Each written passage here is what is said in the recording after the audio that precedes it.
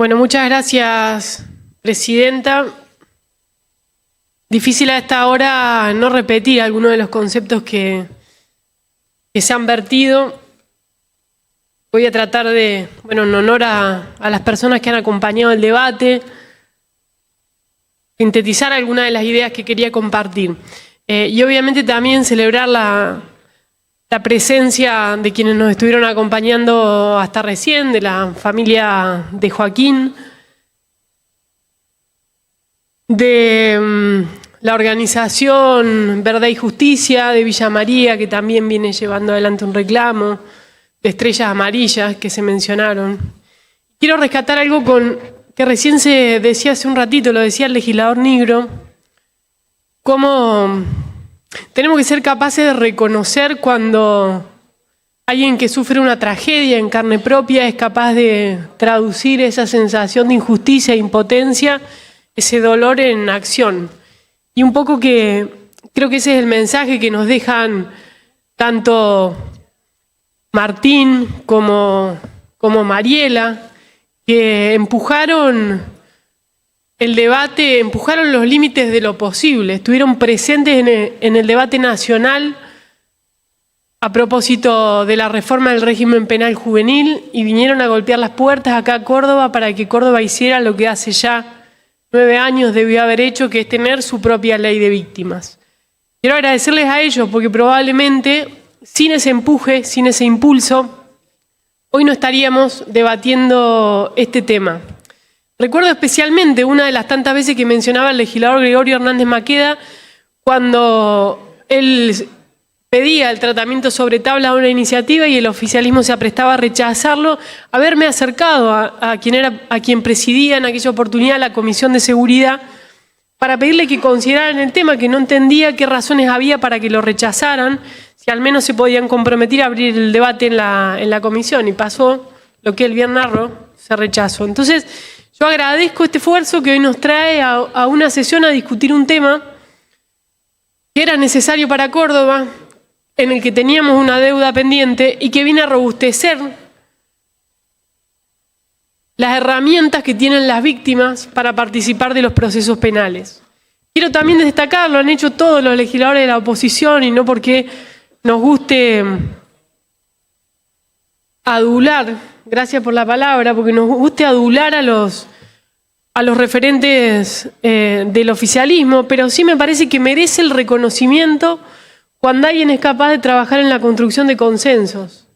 En especial el legislador Llamosa, no es la primera oportunidad, ya lo tuvimos antes, nos está mostrando que es posible construir una dinámica distinta, que no anula las diferencias que tenemos, que no las esconde, pero que es capaz de conducirlas de una manera virtuosa para que esas tensiones se expresen en mejores leyes, algo que también decía la legisladora Busso al comienzo.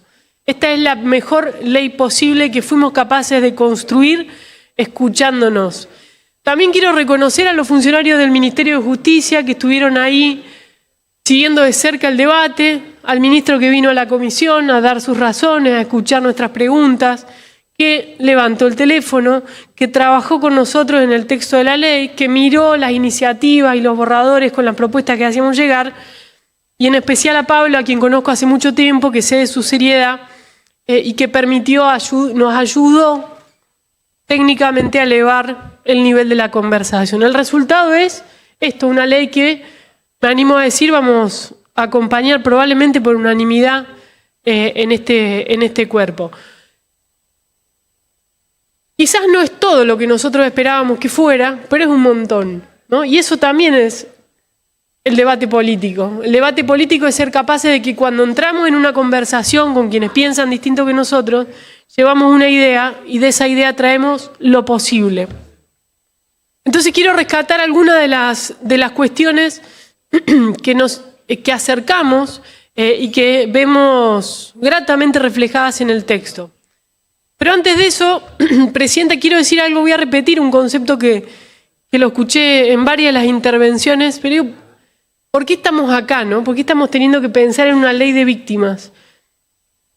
Y el ejercicio que hacía, pensaba un poquito para atrás y decía, el Estado nace cuando nace el Estado, entre otras cosas, para quedarse con el monopolio de la fuerza pública. el Estado nace, uno de sus fundamentos es evitar la venganza, ¿no? El ojo por ojo, diente por diente, el uso de la fuerza en represalia frente al daño recibido. Y aparece el Estado y dice, miren, acá cuando se comete un daño, está la persona ofendida, la víctima del delito, pero también está ofendida la sociedad, porque hay intereses generales de la sociedad que hacen a la convivencia. Y entonces el Estado dice, yo asumo esa responsabilidad, algunos hablan de captura de ese interés, y el Estado se queda con el monopolio de la acción pública para empujar el proceso penal. Luego vinieron todas las garantías hacia el imputado. ¿Por qué? Porque hay asimetría de poder. El Estado persiguiendo la acción penal y el imputado del otro lado. Entonces las garantías, por ejemplo, indubio pro reo, las garantías que tienen que ver con el principio de inocencia, para tratar de proteger a la persona que estaba imputada. Pero en esa ecuación quedó olvidada la víctima. El Estado dijo que como no solo a la víctima, sino a la sociedad, iba a asumir esa representación, pero se olvidó de la víctima. Y lo que terminó pasando son las situaciones que con tanto dolor nos contaban en la comisión la mamá de Joaquín, y que en realidad reflejan ese problema, esa destrucción de alguna manera de la presencia del primer protagonista, no el único, que es el ofendido. Pero nos reflejan el problema del paradigma para los funcionarios judiciales, para los funcionarios de la policía, para los que intervinieron en el proceso. No había que tener especial cuidado ni empatía con las personas que habían sufrido la pérdida de su hijo. Y eso refleja, son la mano ejecutora de ese paradigma que estaba incompleto. ¿Qué hace esta ley? ¿Qué hizo la ley en el año 2017? Bueno, completó el triángulo. No es que rompe la ecuación, no es que viene a romper las garantías del debido proceso que están en favor del imputado, sino que dice acá hay una tercera pata que no se puede olvidar y que sin perjuicio de ser querellante o no tiene derechos que tienen que ser escuchados. Nos vamos a poner una ley porque durante décadas no lo olvidamos. Eso es lo que venimos a hacer hoy acá. A poner cosas obvias. A veces son tan obvias que duelen, ¿no? Que la víctima tiene derecho a ser oída, a que se la escuche en el proceso, a que se le comuniquen las decisiones procesales importantes. Por ejemplo, las que tienen que ver con la suspensión del juicio a prueba. De pronto fue víctima de un delito y el Estado decide renunciar a una acción penal o archivar las actuaciones o no investigar, o decide darle la libertad condicional a su agresor y la víctima de pronto se enteraba cuando se lo cruzaba en la calle. Entonces la ley viene a sanar estas injusticias, estas obviedades y a poner a la víctima en un rol de cuidado que el Estado tiene que tutelar. Me parece importante, esto lo decía con claridad también el legislador Agos Carreño, tratar de reforzarlo. Después, Presidenta, voy a no ser muy extensa, pero quiero mencionar algunos de los aportes que hicimos y que fueron receptados en el texto y que le agradecemos al legislador Llamosa el esfuerzo que hizo y el diálogo que propició con el Ministerio de Justicia. Por ejemplo, en el artículo 3, el que refiere a los principios rectores, nos pareció importante la incorporación de algo que viene de la ley nacional vinculada con la no regresividad, ¿no? Todo lo que tenga que ver con estos derechos que aquí están consagrados van a regirse por este presupuesto mínimo de no regresividad. Es decir, en lo que hace a los derechos de las víctimas, no se puede interpretar esta ley de manera restrictiva. Es cierto que la ley nacional necesitaba una adecuación local al Código de Procedimiento de Córdoba, pero también es cierto que la ley nacional tiene parte operativa. La ley nacional tiene principios y derechos que son de orden público y también lo tienen tratados internacionales que ha ratificado nuestro país y que deben aplicarse. Entonces, que no esté en esta ley no quiere decir que no puedan ser igualmente exigibles. Ahora, que esté en esta ley, además los dota de las garantías para que se puedan hacer plenamente efectivos. En segundo lugar, presenta una preocupación que nos surgió a partir de la carta que nos hizo llegar la familia de Joaquín cuando se conoció el primer borrador, donde manifestaban cierta sensación de que faltaba incorporar en la propuesta más presencia del régimen penal juvenil. Y esto es obvio porque la ley lleva el nombre de su hijo y inicialmente era una ley que tocaba muy poco el régimen penal juvenil y que sí se metía mucho con el Código de Procedimiento Penal, es decir, lo que rige para mayores. Entonces nos pareció oportuna y atinada su reflexión y tratamos de acercar iniciativas y propuestas para la reforma o para introducir aspectos a la ley que regula el régimen penal juvenil. Y esto pasó tanto en el artículo 4, cuando refiere a la complementariedad, que ahí aparecen varias leyes, no solo la de régimen penal juvenil, sino también la de violencia, y esto pasó al incorporar específicamente un capítulo donde se suma un artículo al régimen penal juvenil que habla de la protección de las víctimas.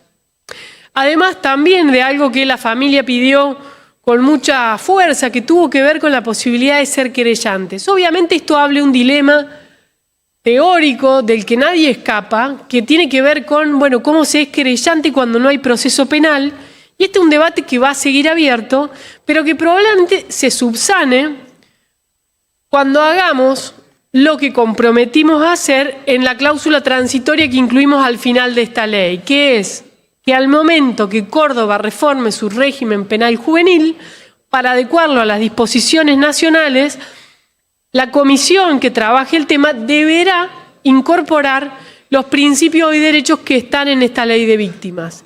Y probablemente allí se salde la discusión de en qué casos, cuando hay proceso penal, porque se trata de adolescentes punibles o no, y diferente de los no punibles, en qué casos se podrá o no utilizar el instituto de la querella. Pero lo que no va a poder ocurrir es que al momento de reformarse esa ley se ignore, se obvie, se deje a un costado los principios y derechos que esta ley que estamos aprobando trae. Es decir, no podemos hacer que los operadores jurídicos, fiscales, jueces, los efectores que están en el territorio, tengan que hacer para respetar los derechos de la víctima un ejercicio de remisiones, irse al Código Procesal, ver que la otra norma remite y llegar ahí a través de un conjunto de 3 remisiones a los derechos de las víctimas. Vamos a exigir y vamos a trabajar fuertemente para que se respete este compromiso en honor a la palabra que le dimos también a la familia de Joaquín, que cuando esta legislatura discuta, lo digo de nuevo, la reforma al régimen penal juvenil, incorporemos no solo los principios y los derechos, sino también que reformulemos, repensemos los institutos que están previstos en esa ley, donde la ausencia de las víctimas es notable. Un ejemplo tiene que ver con el caso de la mediación. La ley nacional dice que la mediación en un régimen penal juvenil no puede llevarse adelante si la víctima no está de acuerdo. Tiene sentido porque ¿cómo se va a mediar un interés si la víctima no está de acuerdo con ese proceso de reparación? Bueno, la ley de Córdoba dice que sí, que se puede hacer y que si la víctima no está de acuerdo, puede ir una ONG o una organización en reemplazo de ese interés, ¿no? Bueno, ahí es donde hay que armonizar los paradigmas que obviamente todavía siguen en tensión. Después, Presidenta, amén de las modificaciones que bien mencionó la legisladora Busso, miembro informante del despacho, vinculadas con la ampliación del concepto de la víctima, Alfredo daba ejemplos claros, también lo decía en otra instancia, ¿no? De pronto hay situaciones donde la figura del querellante queda corta, no alcanza para que una madre pueda intervenir cuando están los hijos en un proceso. Y esta redacción amplia del concepto de víctima, obviamente, entendemos que es favorable. Luego, Presidenta, modificamos, tal como lo dijimos en comisión, y de nuevo aceptamos que hayan tenido la predisposición a cambiarlo, En todos los institutos que esta ley reforma del Código Procesal Penal, muchos de ellos estaban puestos como declaraciones de buena voluntad en su redacción inicial, ¿no? Los verbos eran muy bien en el tono de podrá. El fiscal podrá, el juez podrá o deberá, pero con estas excepciones. Y eso nos parecía que corría el riesgo de convertirse en papel mojado, ¿no? En una letra muerta que después en la práctica se hiciera regla la excepción y las víctimas quedaran de nuevo al margen del proceso. Propusimos entonces cambiar en todos esos artículos el concepto para que siempre se deba notificar de manera fehaciente a la víctima, para que sepa las instancias procesales, para que tenga el derecho a participar, para que tenga el derecho a ser oído y para que pueda conocer, por ejemplo, en los momentos de ejecución de la pena, cuando se está otorgando la libertad a la persona imputada de la comisión del delito, ¿no? De nuevo, lo que dije al comienzo, quizás cosas obvias, quizás cosas básicas, que cuesta explicar por qué no estaban hasta el momento. Y lo último, Presidenta, que me gustaría, o lo anteúltimo, señalar, tiene que ver con el capítulo de violencia institucional. Esto es algo que dijimos desde el primer momento, en la primera reunión de comisión, que nos parecía que había que incorporarlo, que había que rodear a la víctima de violencia institucional de un conjunto de garantías reforzadas, porque ahí se da una enorme asimetría, donde el acusado de haber cometido el delito es alguien que ostenta un cargo de funcionario público, ya sea porque son la fuerza de seguridad, porque son el sistema penitenciario o porque es un funcionario que está en un cargo ejecutivo. Este artículo es, de alguna manera, el que digo, lo perfecto es enemigo de lo posible a veces, ¿no? Teníamos una ambición más grande respecto de, bueno, cómo debía redactarse, pero también entendemos que esta propuesta es superadora del estado de cosas que tenemos al hoy. Saben, porque lo hemos dicho numerosas ocasiones en este recinto, que Córdoba tiene un enorme problema con la violencia institucional, especialmente en los contextos de encierro.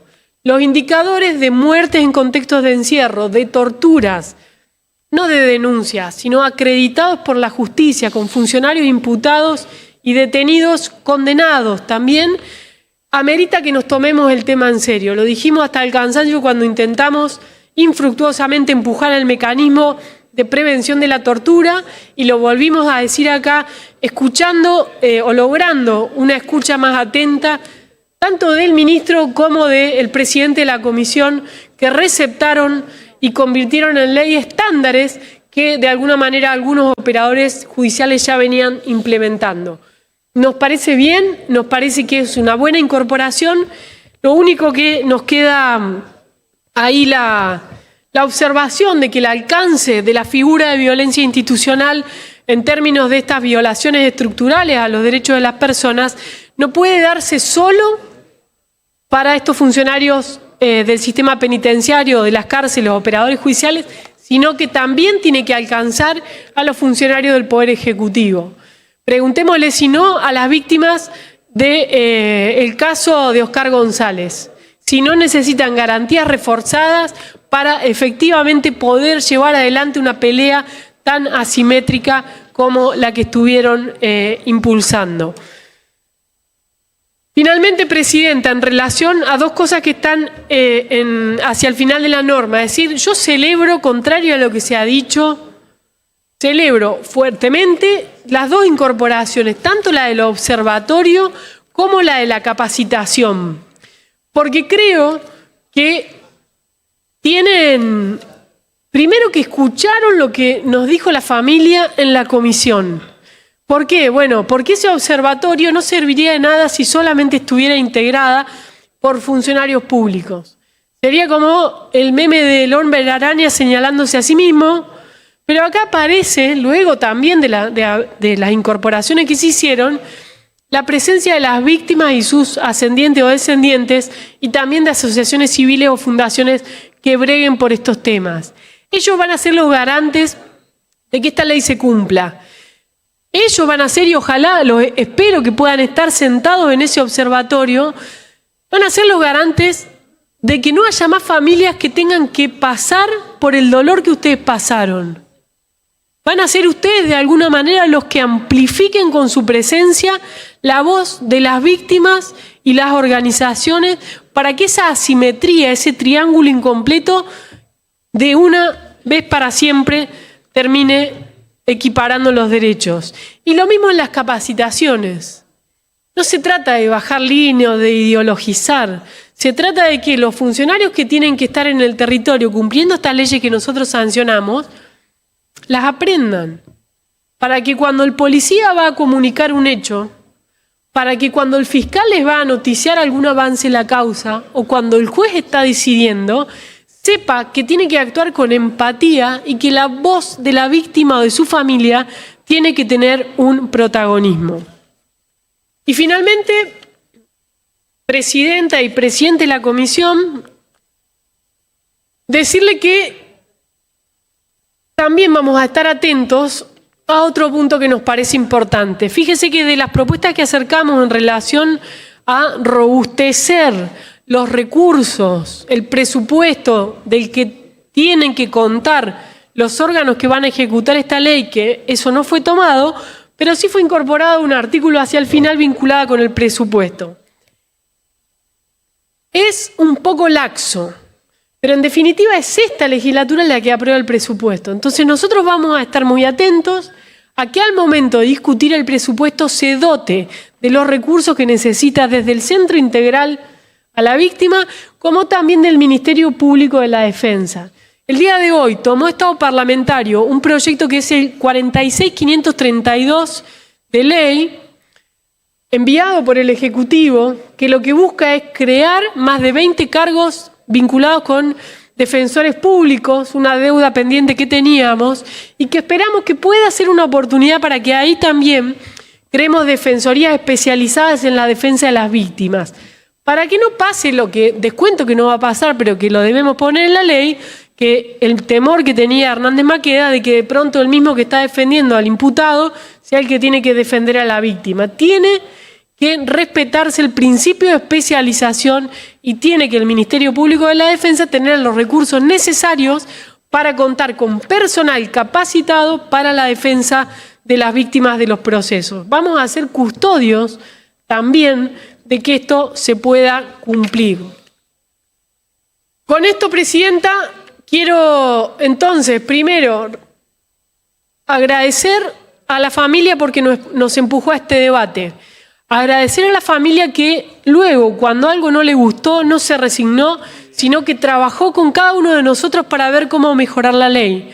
Agradecer al oficialismo que tuvo la capacidad de escucha para saber que las propuestas que estábamos llevando no eran para obstruir, no eran para poner en palos en la rueda, sino eran para mejorar y robustecer la ley.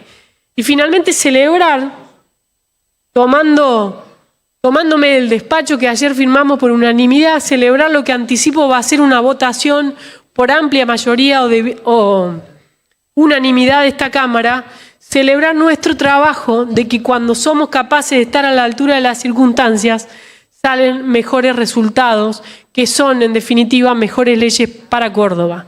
Y la expectativa de que esto venga a sanar esta vieja deuda y que la víctima deje de ser, o su familia, deje de ser un testigo de su drama y pase a ser un protagonista pleno del proceso penal.